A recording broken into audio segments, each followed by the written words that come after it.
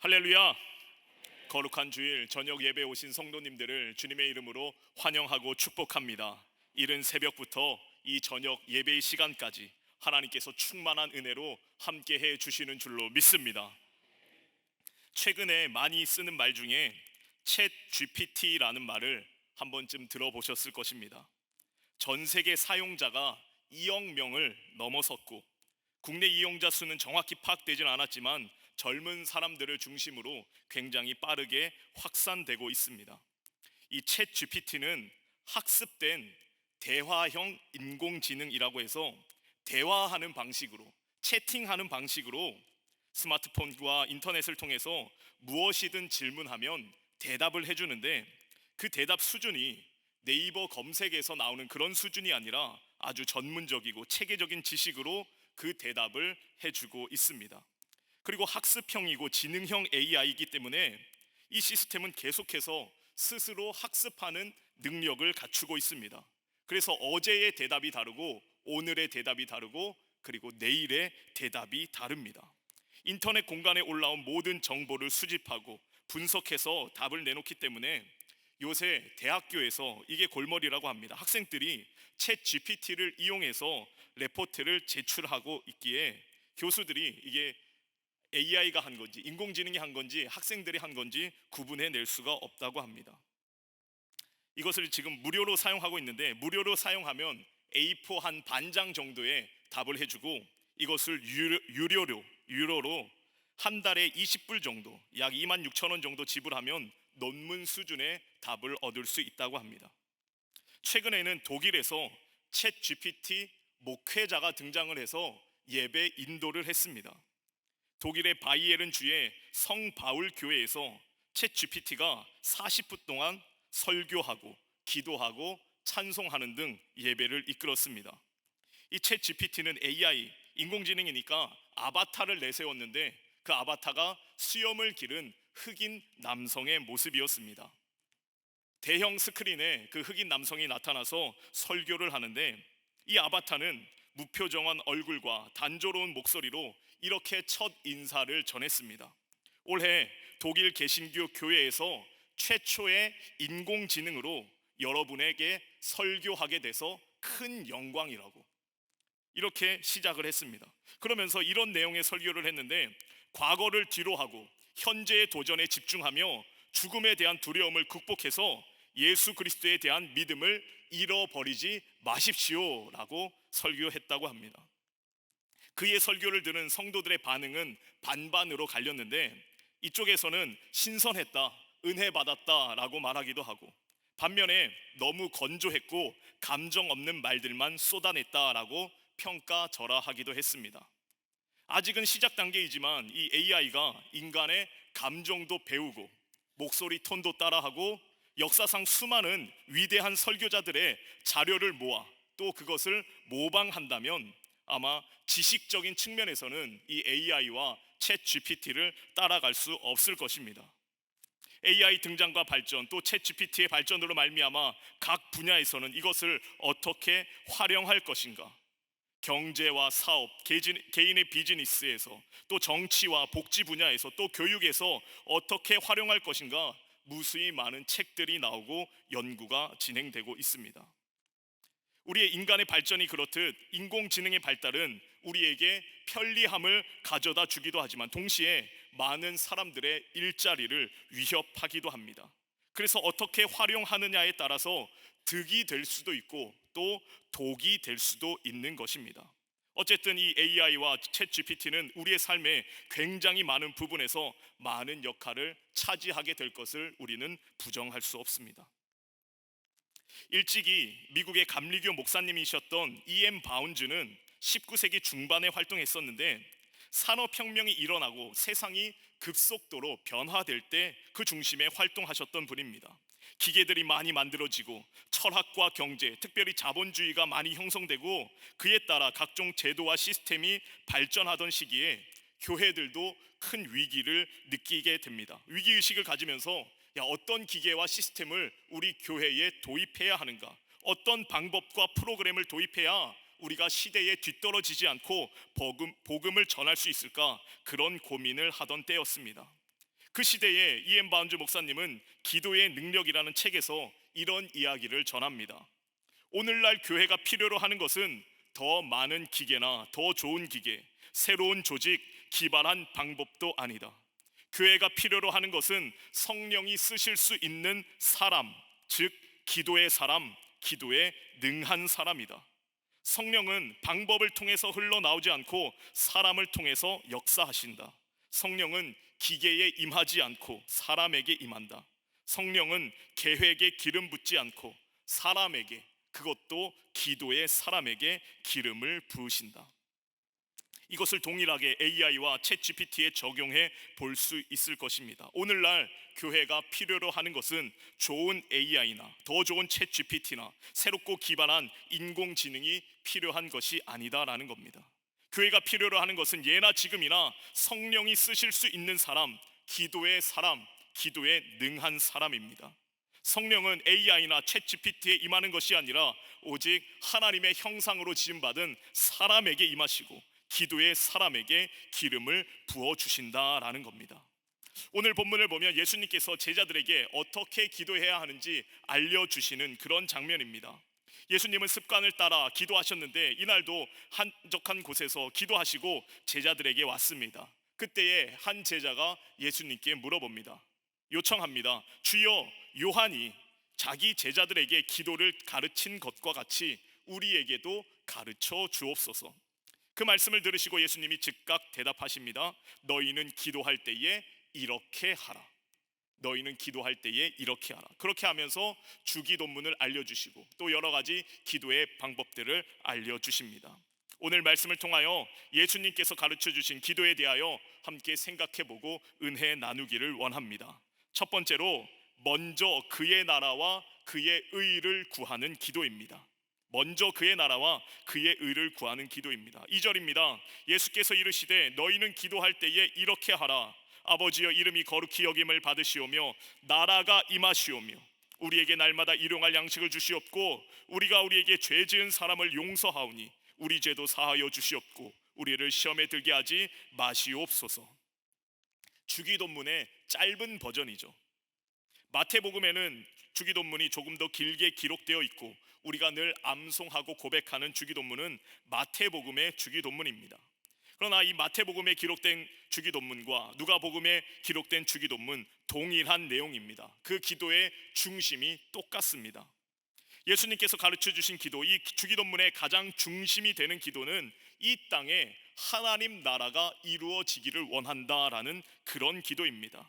하나님 아버지의 이름이 하늘에서 거룩하게 여김을 받은 것처럼 이 땅에서도 거룩히 여김을 받기를, 이 땅에 하나님의 나라, 주의 나라가 임하기를 간절히 기도하는 것입니다.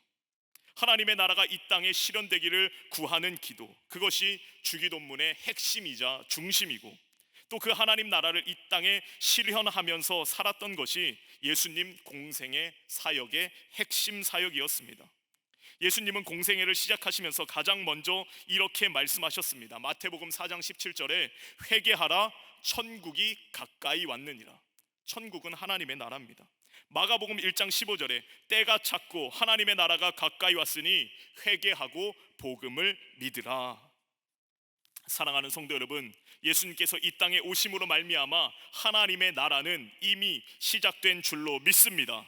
이미 시작되었지만 아직 완성되지 않은 하나님의 나라, 그 하나님의 나라를 너희가 먼저 구하라는 것입니다. 예수님께서는 하나님의 나라가 언제 임하냐는 바리새인들의 질문에 이렇게 대답하십니다.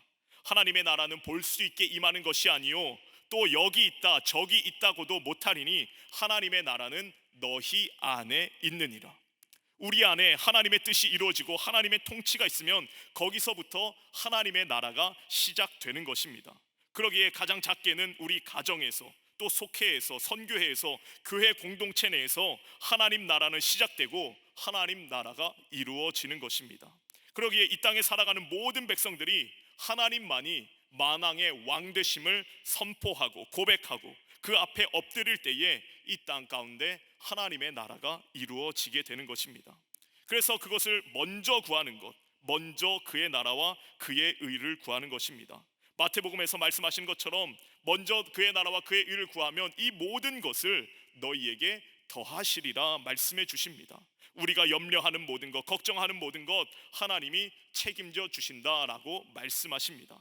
오늘 본문에서처럼 일용할 양식을 허락해 주시고 서로 용서하고 용납하게 하시고 시험에 빠지지 않도록 붙들어 주신다라는 것입니다. 무엇을 먹을지 마실지 입을지 염려하는 모든 것들 하나님께서 다 책임져 주신다라는 것입니다. 그러기에 우리는 먼저 그의 나라와 그의 의를 구해야 하는 줄로 믿습니다.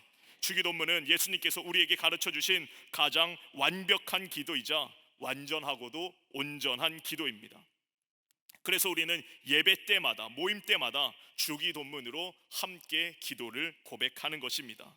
주일 예배 때 우리 부목사님들이 목회 기도를 하고 또 주기도문으로 찬양을 부르면서 우리 기도의 부족한 부분들을 완전함으로 채우는 것입니다. 속회나 선교회 때 그냥 마지막에 하는 것이라고 하는 것이 아니라 완전한 기도를 통해서 우리의 부족함을 채우는 것입니다. 바라기는 주님께서 가르쳐 주신 기도, 주기도문을 통하여 먼저 그의 나라와 그의 의를 구함으로 나머지 모든 것을 책임져 주시는 하나님의 은혜를 경험하는 저와 여러분이 되시길 주의 이름으로 간절히 축원합니다.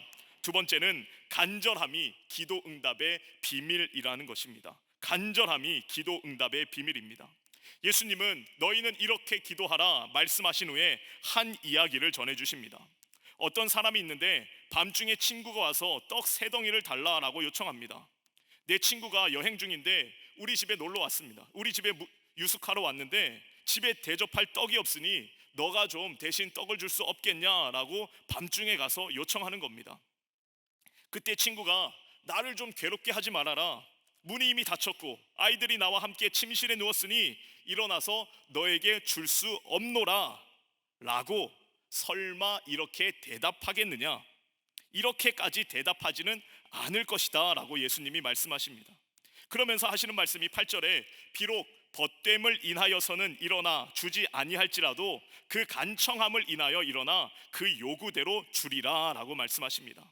친구로서 주는 것이 아니라 오밤중에 정말 간절한 마음으로 찾아와서 그렇게 부탁하면 어떻게 안 들어줄 수 있겠느냐라고 말씀하시는 것이죠.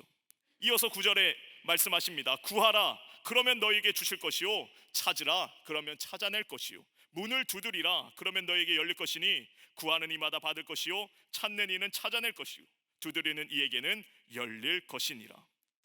적극적으로 간절함으로 구하고 찾고 두드리는 자에게 하나님은 응답해 주시는 줄로 믿습니다. 우리가 잘 아는 것처럼 누가복음 18장 1절 이하에 예수님은 또 다른 비유를 통해서도 항상 기도하고 낙심치 말아야 할 것을 말씀해 주십니다. 불의한 재판관의 비유입니다. 어떤 도시에 하나님을 두려워하지 않고 사람을 무시하는 그런 재판관이 한 명 있었습니다. 그 도시에 한 과부가 있는데 자주 그 재판관에게 찾아가서 원한을 풀어달라고 요청을 하는 겁니다. 한동안 이 재판관은 듣지 않습니다. 그런데 속으로 생각하기를 나는 하나님도 두려워하지 않고 사람들도 늘 무시하는데 이 과부가 매일마다 와서 나를 귀찮게 하니까 나를 번거롭게 하니까 내가 그 원한을 풀어주리라. 그렇지 않으면 늘 와서 나를 괴롭게 하리라 라고 생각하고 있습니다. 그래서 풀어준 것이죠. 이어서 예수님 말씀하십니다. 하물며 하나님께서 그 밤낮 부르짖는 택하신 자들의 원한을 풀어주지 아니하시겠느냐? 그들에게 오래 참으시겠느냐? 내가 너에게 이르노니 속히 그 원한을 풀어주시리라. 사랑하는 성도 여러분, 하나님께서는 간절한 기도, 밤낮 부르짖는 기도, 포기하지 않고 낙심치 않는 기도, 끝까지 붙드는 기도, 그러한 기도를 들으시고 응답해 주시는 줄로 믿습니다.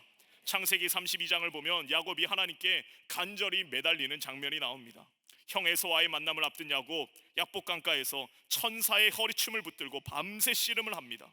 날이 밝아오자 천사는 이제 놓아달라 말하는데 야곱은 이렇게 말합니다. 당신이 내게 축복하지 아니하면 가게 하지 아니하겠나이다. 당신이 내게 축복하지 아니하면 가게 하지 아니하겠나이다. 나를 축복하지 않으면 당신을 절대로 놓지 않겠습니다. 그렇게 고백하는 겁니다. 허벅지 관절이 어긋나고 밤새도록 씨름했으니 얼마나 기진맥진하겠습니까? 그럼에도 불구하고 붙들고 놓지 않습니다. 그렇게 끈질기게 매달린 야곱, 결국 하나님의 축복을 받아내게 됩니다. 성경은 말합니다. 거기서 야곱에게 축복한지라. 거기서 야곱에게 축복한지라. 그때 야곱의 이름이 이스라엘로 바뀌게 됩니다. 야곱의 본래 이름의 뜻은 발 뒤꿈치를 붙잡는 자라는 이름이었는데, 그가 다른 이의 발 뒤꿈치가 아닌 하나님의 허리춤을 붙들고 간절히 매달렸을 때에 그의 이름이 이스라엘로 변화되었습니다. 이스라엘은 그 이름의 뜻이 하나님과 겨루어 이기다라는 뜻입니다. 하나님과 겨루어 이기다. 연약한 인간이 어떻게 전능하신 하나님과 겨루어 이길 수 있겠습니까? 간절히 매달리는 이들에게 하나님이 져주시는 은혜, 당신의 뜻을 돌이키시는 은혜를 베풀어 주신다라는 겁니다. 하나님과 겨루어서도 이겼으니 히브리서 기자가 말하는 것처럼 이런 사람들은 세상이 감당할 수 없는 믿음의 사람, 능력의 사람이 되는 것입니다. 바라기는 저와 여러분의 삶이 간절한 기도, 하나님 앞에 매달리는 기도, 하나님 앞에 간청하는 기도를 통하여서 하나님이 져주시는 은혜를 경험하고 세상이 감당할 수 없는 믿음의 사람들, 능력의 사람들로 살아가게 되기를 주의 이름으로 간절히 축원합니다. 끝으로 가장 좋은 것은 무엇보다 성령이다라는 것입니다. 가장 좋은 것은 다름 아닌 성령입니다. 13절 말씀을 보면 이렇게 말합니다. 너희가 악할지라도 좋은 것을 자식에게 줄 줄 알거든 하물며 너희 하늘 아버지께서 구하는 자에게 성령을 주시지 않겠느냐라고 말씀합니다. 이 똑같은 본문인 마태복음에는 이렇게 기록되어 있어요. 하물며 하늘에 계신 너희 아버지께서 구하는 자에게 좋은 것을 주시지 않겠느냐라고 말씀하십니다. 마태는 좋은 것이라고 했는데 누가는 그 좋은 것을 성령이다라고 표현을 하고 있습니다. 하나님께서 우리에게 주시는 것 중에 가장 좋은 것, 그것은 바로 다름 아닌 성령, 하나님의 영이라는 것입니다. 하나님이 직접 그분께서 우리와 함께 하시는 것, 그것보다 더 좋은 것은 없다라는 것이죠. 그래서 예수님도 당신의 고난을 앞둔 마지막 밤 최후의 만찬을 하시면서 고별 설교를 하시면서 근심하고 걱정하고 있는 제자들에게 내가 보혜사를 보내줄 테니까 너희가 걱정하지 말아라, 염려하지 말아라 라고 말씀해 주십니다. 사랑하는 성도 여러분, 우리가 기도할 때에 무엇보다 성령을 구하시길, 그리함으로 성령을 받으시기를 주의 이름으로 간절히 축원합니다. 우리가 신앙생활하면서 가장 중요한 것이 무엇입니까? 성령을 받았느냐, 성령 받지 않았느냐. 우리 감리교는 그 시작이 존 웨슬리 목사님의 회심으로부터 시작되었는데 그 회심이 바로 성령을 체험한 사건입니다. 갑자기 그의 가슴을 뜨겁게 했던 성령의 역사가 있었기에 오늘날 감리교회가 있는 것입니다. 존 웨슬리는 가슴이 뜨거워지기 이전에도, 성령을 체험하기 이전에도 영국 국교회의 훌륭한 목사였습니다. 옥스퍼드 대학교에서 매일 동생 찰스 웨슬리와 친구들과 기도하고 성경 읽고 병원과 교도소 고아원을 찾아다니며 봉사와 섬김, 구제 활동도 열심히 했습니다. 미국 조지아주로 건너가서 인디언 선교에도 동참하기도 했습니다. 성령 체험하기 이전에도 다른 사람들이 보기에 너무나 훌륭한 목사였고 신앙인이었습니다. 그러나 그 안에는 내적인 갈등이 있었습니다. 그가 성령을 경험했을 때, 가슴이 뜨거워지는 체험을 했을 때에 이전의 자신의 모습이 온전한 그리스도인이 아니었음을 고백합니다. 그의 설교 제목 중에 Almost Christian이라고 있는데 거의 그리스도인입니다. 온전한 그리스도인이 아니고 겉으로 보기에는 그리스도인인데 뭔가 부족하다라는 것입니다. 그 부족한 것이 바로 성령이라는 것입니다. 사랑하는 성도 여러분, 우리가 호렙산 기도회가 뜨겁게 진행되고 있는 동안에 다른 어떤 기도의 응답보다 가장 우선적으로 성령의 역사를 경험하게 되기를, 성령의 역사를 우리가 몸소 체험하게 되기를, 성령으로 다시금 우리의 가슴이 뜨거워짐을 경험하게 되기를 주의 이름으로 간절히 축원합니다. 내 마음이 성령으로 충만하면, 성령으로 가득 채워지면 다른 그 외의 기도 응답들은 응답 받으면 감사, 응답 받으면 감사한 거고 응답 받지 않아도 감사의 고백, 모든 게 감사의 고백이 나올 뿐입니다. 예수님이 승천하시면서 말씀하시죠. 오직 성령이 너희에게 임하시면 너희가 권능을 받고, 이 권능 헬라어로 뒤나미스입니다. 영적인 파워입니다. 강력한 힘입니다. 성령의 힘으로 모든 것을 감당할 수 있게 된다라는 것입니다. 우리가 성령을 경험하고 체험하게 되면, 하나님의 영을 받게 되면 그때부터 우리의 신앙생활은 굉장히 힘이 있고 역동적으로 변하게 되는 것입니다. 우리가 많이 부르는 찬송가의 고백처럼 좁은 길을 걸어가면서도 밤낮으로 기뻐할 수 있고 십자가를 짊어지면서도 항상 기뻐할 수 있게 됩니다. 사랑하는 성도 여러분, 이 저녁 이 자리, 예배의 자리에 함께 하신 분들 모두 이미 성령을 경험하신 분들인 줄로 믿습니다. 그러나 이 성령은 한 번 받은 것으로 끝나는 것이 아니라 날마다 성령을 사모함으로 성령의 충만함 속에 성령으로 가득 채워지는 삶을 살아가야 하는 것입니다. 바라기는 저와 여러분의 기도에 가장 좋은 것으로 응답해 주시는 하나님, 가장 좋은 성령을 허락해 주시는 하나님, 날마다의 기도를 통하여 성령 충만함으로 주신 사명들을 감당하고 주님 안에서 참된 기쁨과 축복의 삶을 살아가는 저와 여러분이 되기를 주님의 이름으로 간절히 축원합니다. 기도하겠습니다. 좋으신 하나님, 우리가 먼저 하나님의 나라와 그의 의를 구할 때에 우리의 삶을 책임져 주실 줄로 믿습니다. 주님께서 가르쳐 주신 온전한 기도를 통하여 먼저 그의 나라와 의를 구하는 우리의 기도 되게 하여 주시옵소서. 많은 기도와 간구의 제목들을 가지고 특별히 나라와 민족을 위해, 교회를 위해, 우리 가정을 위해 하나님 앞에 간절히 매달리며 기도할 때에 하나님께서 반드시 들으시고 응답해 주실 줄로 믿습니다. 하나님의 허리춤을 붙들고 놓지 않게 하시며 세상이 감당할 수 없는 기도의 능력을 힘있게 하여 주시옵소서. 날마다 성령의 충만함으로 주신 사명 넉넉히 감당케 하여 주시옵소서. 예수님의 이름으로 기도하옵나이다. 아멘.